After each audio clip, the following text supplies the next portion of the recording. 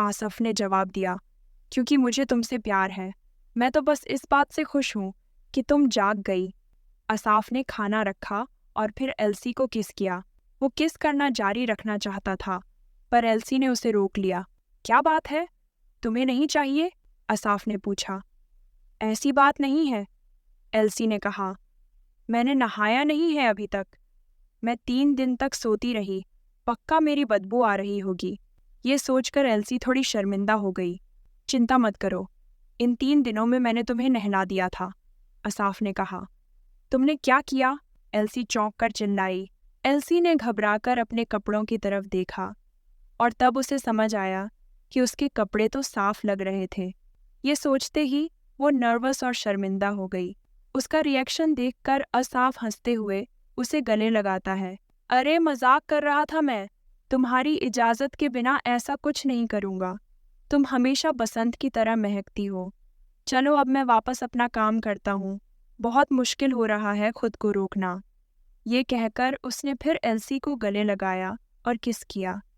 किस करते हुए असाफ को अपनी जिंदगी के सफ़र के बारे में सोचने लगा। अब तक वो सिर्फ अपने परिवार के कातिल से बदला लेने के बारे में सोचता था।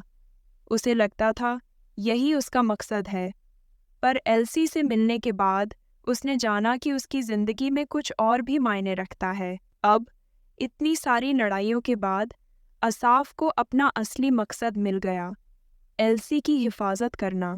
उस रात एल्सी खिड़की से बाहर देखती हुई सोच रही थी। वो पिछली घटना याद कर रही थी। हिल्डा का डरावना चेहरा उसे अभी भी नहीं भूलता। उसे याद करके एल्सी बेचैन हो गई। थोड़ी देर बाद दरवाज़ा खटखटाया गया और असाफ अंदर आया। उसने एल्सी से पूछा, क्या तुम कल मेरे साथ पिकनिक पर चलोगी? मैं तुम्हें एक ऐसी जगह ले जाना चाहता हूँ जो भले राजधानी जैसी ना हो, पर ख़ास है। घर में बैठे रहना अच्छा नहीं होता, असाफ ने कहा। एल्सी थोड़ी देर चुप रही, सोच में पड़ गई। उसे डर था कि कहीं हिल्डा बाहर ना हो। एल्सी की चुप्पी देखकर असाफ उदास हो गया, पर जब एल्सी ने हाँ कहा तो वो फिर से खुश हो गया। तो फिर मैं नौकरानियों को बोल देता हूँ कि खाना पैक कर दें, असाफ बोला। लेकिन एल्सी ने उसे रोका। नहीं, मैं खुद बनाऊंगी। उसे ज़्यादा कुकिंग नहीं आती थी, लेकिन फिर भी वो चाहती थी कि पहली पिकनिक का खाना वो खुद बनाए। अरे, हम सब मिलकर क्यों ना चलें? पिकनिक ज़्यादा मज़ेदार होती है जब साथ में और लोग हों, एल्सी ने कहा। मैं एलिसा और प्रिंस एल्सेस्ट को भी ले चलना चाहती हूँ। ये सुनकर असाफ फिर से थोड़ा उदास हो गया। वो चाहता था कि पिकनिक सिर्फ उनके लिए हो। अगले दिन एल्सी पिकनिक के लिए खाना बनाने की तैयारी कर रही थी। वो थोड़ी परेशान थी क्योंकि उसने आज तक सिर्फ इंस्टेंट नूडल्स ही बनाए थे। उसने गहरी सांस ली और सामने रखी चीज़ों को देखने लगी। उधर असाफ अपने ऑफिस में था। वो अब तक सोया नहीं था क्योंकि ढेर सारे पेपर्स उसे ख़त्म करने थे।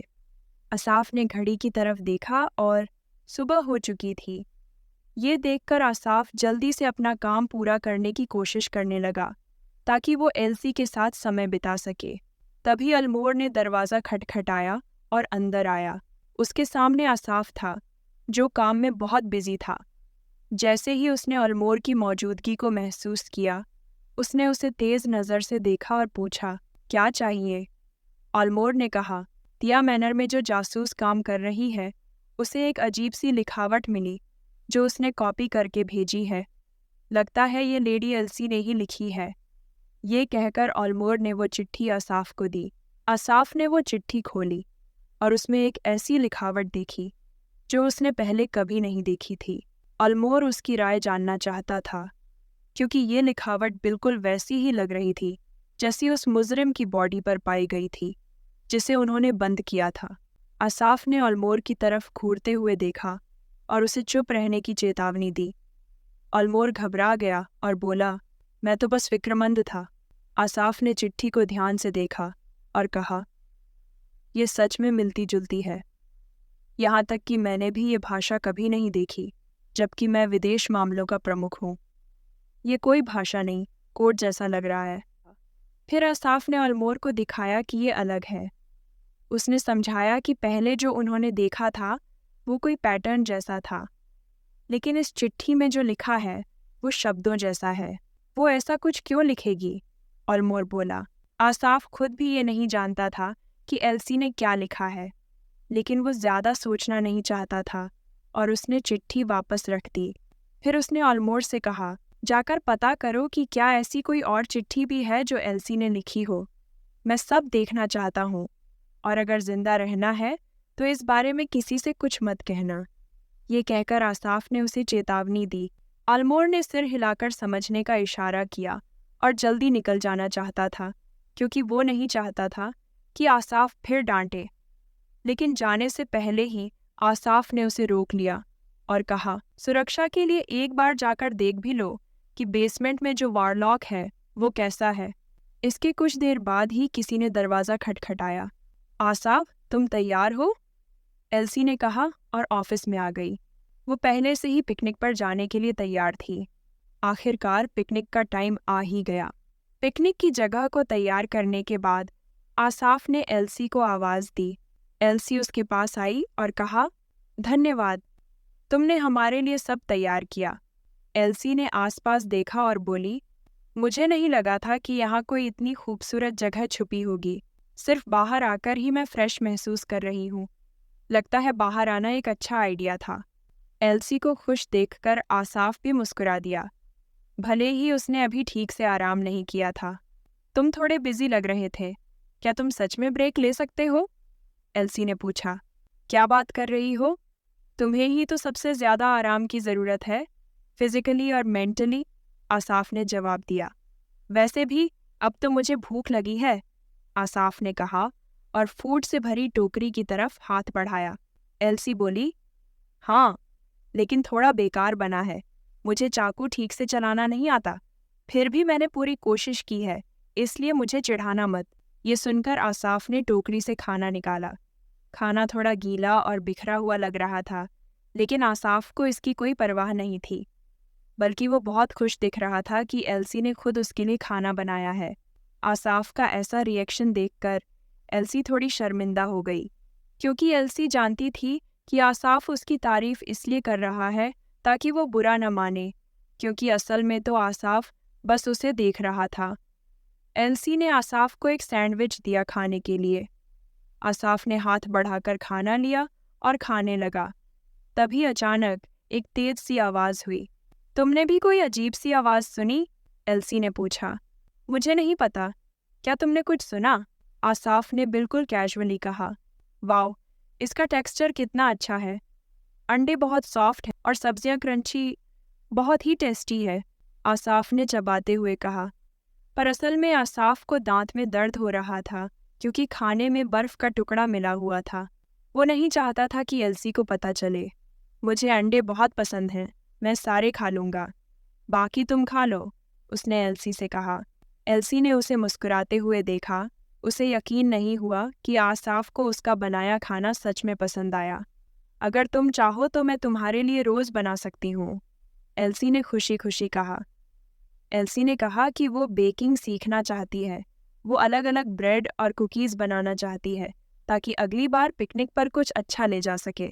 ऐसे लग रहा है जैसे हम न्यूलीवेड्स हैं, आसाफ ने कहा, और ये भी कहा कि एक दिन वो चाहता है कि एल्सी जैसा बच्चा उनका हो। ये सुनकर एल्सी शर्मा गई। वैसे मैंने तुम्हारे बारे में एक सपना देखा, एल्सी ने आसाफ से कहा। उसने बताया कि सपने में आसाफ एक छोटा बच्चा था, करीब 5 साल का।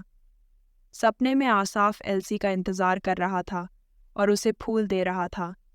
तुम इतने प्यारे लग रहे थे कि मैं तुम्हें घर ले जाना चाहती थी, एल्सी ने कहा, और उसने फूल आसाफ के कान के पीछे लगाया और उसे गले लगा लिया। क्या कर रही थी तुम? आसाफ खड़ा हुआ और नाराज़ होकर एल्सी को देखने लगा। आसाफ को यकीन नहीं हुआ कि एल्सी किसी और को गले लगाएगी। एल्सी ने कहा, वो कोई और नहीं था, वो तुम ही थे। वो मैं नहीं था। अगर मैं होता तो मुझे याद क्यों नहीं है? एल्सी ने कहा। ये बस एक सपना था, पर आसाफ नहीं माना। सपना ही था, लेकिन तुमने उसे गले क्यों लगाया? क्या तुम चाहती थी कि मैं वहाँ न रहूं? वो बच्चा बिल्कुल तुम्हारे जैसा दिखता था, एल्सी ने जवाब दिया। एल्सी अब और नहीं सह पा रही थी। हम एक जैसे कैसे हुए? मैं एक एडल्ट हूँ, और वो तो एक बच्चा था, आसाफ ने कहा। एल्सी कुछ कहना चाहती थी, लेकिन खुद को रोक लिया। वो बस चुपचाप बैठी रही और सोचती रही कि ये लड़का कितना बच्चा है। उस नन्हे बच्चे ने कैसे तुम्हें अपनी तरफ खींच लिया? मेरी ही शक्ल का इस्तेमाल करके, आसाफ गुस्से से बोला। एल्सी ने हाथ उठा दिया, जैसे सरेंडर कर रही हो। वो अब और बहस नहीं करना चाहती थी। वो आसाफ से सज़ा मिलने का इंतज़ार कर रही थी। आसाफ ने एक स्ट्रॉबेरी उठाई और एल्सी को खिलाई। तुम क्या कर रहे हो? एल्सी ने हैरानी से पूछा। खाना नहीं है, यही तुम्हारी सज़ा है, आसाफ ने जवाब दिया। उसने एल्सी से कहा कि वो फल पकड़े। फिर वो एल्सी के पास आया ताकि वो एल्सी के मुंह से फल खा सके, पर एल्सी इतनी शर्मिंदा हो गई कि फल उसके मुंह से फिसल गया। तुमने उसे अपने मुंह से गिरा दिया? आसाफ ने एल्सी की तरफ मुस्कुराकर देखा। मेरा मतलब वो नहीं था, एल्सी ने शर्माते हुए कहा। बाकी तो तुमने निगल लिया, मतलब तुमने थोड़ा खाया और थोड़ा नीचे गिरा दिया। रुका नहीं जा रहा था तुमसे ना, आसाफ ने छेड़ते हुए कहा। दिन में ये सब नहीं कर सकते, एल्सी ने उसे रोका। उसे डर था कोई देख ना ले। घबराओ मत, कोई यहाँ नहीं आएगा, आसाफ ने कहा और एल्सी के पास आ गया, उसे किस के लिए। लेकिन उससे पहले ही किसी की आवाज़ आई, एल्सी। आसाफ और एल्सी चौंक गए। आलिसा और प्रिंस एल्सियस्ट उनके पास आ रहे थे। उन्हें आता देखकर आसाफ बिल्कुल खुश नहीं हुआ। आलिसा, मत दौड़ो, तुम्हारी टांग अभी पूरी ठीक नहीं हुई है, प्रिंस एल्सियस्ट ने कहा। मैं ठीक हूँ, आलिसा ने जवाब दिया। तुम दोनों क्या कर रहे थे? मैंने सुना तुमने सैंडविच भी बनाए। एक दो मुझे भी दो, मुझे भूख लगी है, आलिसा ने कहा और आसाफ के पास आ गई। आलिसा को देखकर आसाफ बहुत गुस्से में आ गया। उसे समझ नहीं आया कि इन्हें कैसे पता चला कि वो एल्सी के साथ यहाँ है। एल्सी ने आसाफ की तरफ देखा। उसे डर था कि वो गुस्सा हो जाएगा। तुम्हारी बहन के साथ बांट लेना अच्छा रहेगा, आसाफ ने एल्सी से कहा। शैबी सैंडविच देखकर आलिसा जोर से हंसी। स्ट्रॉबेरी भी ले आए? ये तो एल्सी की फेवरेट है। ये लो, एक तुम भी खाओ, आलिसा ने एल्सी को खिलाया। आसाफ ने उसे गुस्से से देखा। उसे उनका वहाँ होना बिल्कुल पसंद नहीं आया। वो बस एल्सी के साथ अकेले रहना चाहता था। प्रिंस एल्सेस्ट ने माफ़ी मांगी। मैंने कोशिश की उसे रोकने की, पर वो नहीं मानी। तुम्हें उसे अपनी जान देकर रोकना चाहिए था, आसाफ ने गुस्से में कहा। तुम यहाँ कर क्या रहे हो? आसाफ ने पूछा। तुम्हें अब तक राजधानी में होना चाहिए था। हाँ, पर मेरा मानना है कि तुम्हें भी हमारे साथ चलना चाहिए, प्रिंस एल्सेस्ट ने कहा। आसाफ ने उसे घूरा। प्रिंस एल्सेस्ट पास आया और धीरे से बोला, अब यहाँ रहना सेफ नहीं है। उसने कहा कि आसाफ को और गार्ड बढ़ा देने चाहिए, क्योंकि उसने सुना है कि प्रिंस लुडविग जादूगर इकट्ठे कर रहा है। आसाफ ने गहरी सांस ली। उसे नहीं लगा था कि प्रिंस लुडविग ऐसा कुछ शुरू कर चुका है। प्रिंस एल्सेस्ट ने आसाफ की आंखों में देखा। वो जानता था आसाफ किस बात से परेशान है। आलिसा ने एल्सी का हाथ खींचा और उसे टहलाने ले जाना चाहा। वो फूलों को देखना चाहती थी, जो बहुत सुंदर तरीके से खिले हुए थे। एल्सी ने आसाफ की तरफ देखा, जैसे उससे इजाज़त मांग रही हो। आसाफ ने मुस्कुराकर उसकी तरफ देखा और इजाज़त दे दी। लेकिन ज़्यादा दूर मत जाना, एल्सी ने सिर हिलाया और आलिसा के साथ चली गई। क्या ये सब पागल हो गए हैं? आसाफ ने कहा। उसे यकीन नहीं हो रहा था कि रॉयल फैमिली ऐसे कुछ करेगी। प्रिंस एल्सेस्ट ने सोचा कि प्रिंस लुडविग का ये काम सम्राट का आदेश नहीं था। अगर ये सम्राट का आदेश होता तो उन्हें जानने में बहुत मुश्किल होती। आसाफ को लगता था कि प्रिंस लुडविग जल्दी में है गद्दी पाने के लिए। उसे प्रिंस एल्सेस्ट की वापसी की चिंता है। साथ ही ड्यूक टिया को भी बहुत समर्थन मिला है। आसाफ भी प्रिंस एल्सेस्ट का समर्थक है। कोई जानवर जब कोने में फंसता है तो लड़ता है, प्रिंस एल्सेस्ट ने कहा, क्योंकि उसे पता था ड्यूक टिया प्रिंस लुडविग का समर्थक नहीं है। लेकिन वो जानता था कि प्रिंस लुडविग कुछ ज़रूर करेगा। पर क्या? ये साफ नहीं था। आसाफ को चिंता होने लगी। क्या एल्सी और आलिसा निशाना बनेंगी? प्रिंस एल्सेस्ट ने आसाफ की तरफ देखा। पहले सम्राट ने ड्यूक तिया को अनीशा की जड़ से धमकाया था। वो ज़रूर फिर से करेगा, लेकिन उसे अभी तक आलिसा के साथ उसके रिश्ते के बारे में पता नहीं है। सम्राट की नज़र में प्रिंस एल्सेस्ट सबसे बड़ा खतरा है। अगर उसे उनके रिश्ते का पता चल गया तो आलिसा को खतरा हो सकता है। सच कहूँ तो मैं सील को तोड़कर लेडी आलिसा को चारा बनाना चाहता हूँ। आसाफ। ये सुनते ही प्रिंस एल्सेस्ट चिल्लाया और आसाफ को पुकारा। आसाफ ने कहा, अगर मैं पहले जैसा होता तो अब तक कर चुका होता। उसने एल्सी और आलिसा की तरफ इशारा किया। वो नहीं चाहता था कि एल्सी अपने परिवार या अपनों को खोए। आसाफ ने वादा किया था कि वो एल्सी और उसके परिवार की रक्षा करेगा। प्रिंस एल्सेस्ट ने उसे देखा और रुमाल पकड़ाया। ये क्या? आसाफ ने पूछा, थोड़ा कंफ्यूज हो गया। अगर उसे रोना है तो उसे रुमाल चाहिए होगा। आसाफ उसे देखकर हैरान रह गया।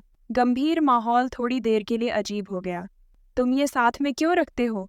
आसाफ ने पूछा। आलिसा अभी भी छोटी है, चीज़ें गुम कर देती है, प्रिंस एल्सेस्ट ने जवाब दिया।